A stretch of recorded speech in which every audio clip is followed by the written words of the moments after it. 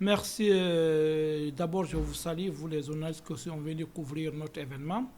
Et je salue l'ensemble des responsables et militants du parti. Il était très nécessaire pour nous de tenir cette assemblée générale parce qu'il fallait partager l'information avec l'ensemble des Guinéens, pas seulement les militants. Il y avait les militants, les sympathisants, les responsables pour les expliquer ce qui s'est passé. Ce qui s'est passé est simple. Vous savez que c'est la Direction générale des élections qui sont chargées d'organiser les élections en République de Guinée, qui nous ont saisis à travers un courrier pour nous dire voilà la liste des documents à fournir. Sur la liste, il fallait fournir 9 documents. Et à notre fort étonnement, ils nous demandaient un 10e document que nous n'avons pas connu.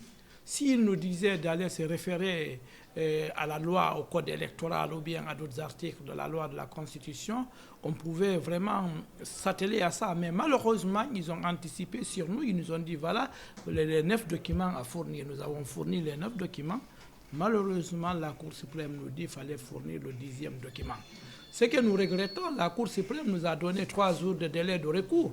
Mais après notre recours, ils ont reconnu que nous avons déposé effectivement le document, mais que notre document est irrecevable parce qu'on ne l'avait pas déposé au premier moment. C'était une fiche d'identité. Une fiche d'identité n'est pas un document officiel.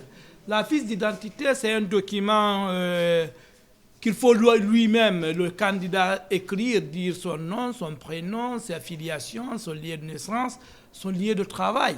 Donc, coller une photo d'identité et signer. C'est ce qu'on appelle une fiche d'identité.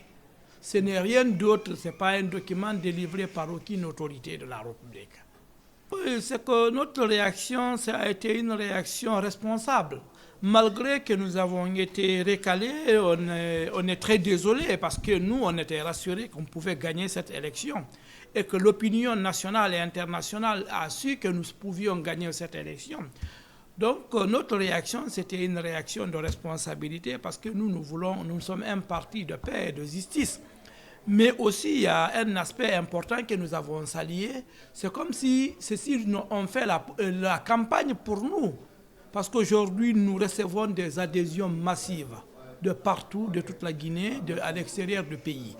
Donc, nous pensons que aux prochaines élections, nous pouvons les remporter comme on a pensé qu'on pouvait. Nous souhaitons que vraiment que ce qui s'est passé ne se reprenne plus. Mais nous avons prendre aussi nos dispositions pour éviter que ce qui s'est passé ne se repasse. Notre dernier mot, vraiment, c'est de dire aux responsables, militants et sympathisants du parti de rester unis, de suivre les consignes du parti. Le parti ne vit pas pour une seule élection, le parti vit pour toujours, parce que notre souci, c'est le développement national. Nous avons des projets pour la République de Guinée, de partout, de Yomou à Yukunkun, de Conakry à Kouremale. Nous avons des projets de faire des constructions des routes, des hôpitaux, de faire de l'électricité, de l'eau, de la justice, de la réforme des forces de défense et de sécurité et beaucoup d'autres. Notre projet est très riche. Nous avons le meilleur projet pour la Guinée.